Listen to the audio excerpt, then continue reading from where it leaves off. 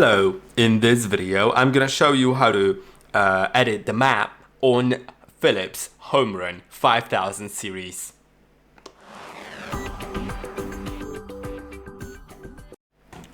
To do it, click on the map edit button right here. Then we will be able to edit it.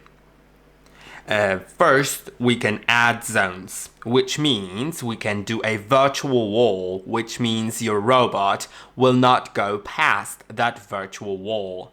It is extremely useful if, for example, you have the balcony windows which go all the way down to the floor, and for some reason the robot discovered that as the area of your home, and you don't want the robot to go to outside. Or basically, if you keep any of the windows or doors that robot could possibly go through,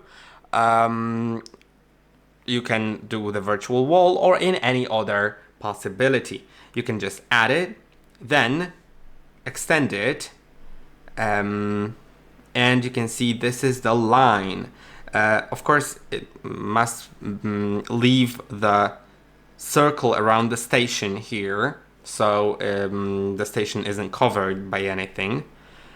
But yeah, let me create a wall right here. For example, as you can see, it will go from there to there, and the robot will not go there.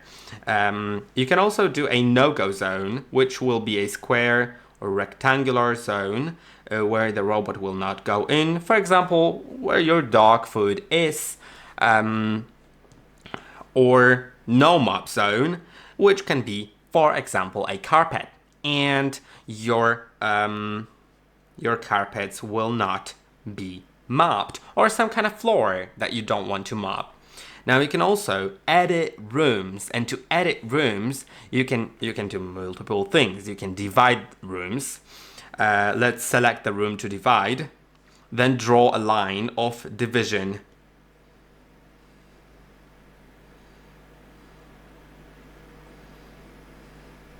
Okay, as you can see, it is going to be divided by this solid line.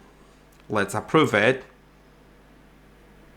And now it is it is divided.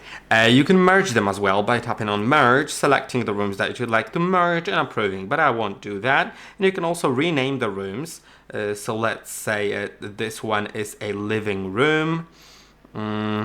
And this one, let's say it's a kitchen. Now, when I approve it, it's all done. You can also rotate the map if you'd like. But I think I'll leave it like it was.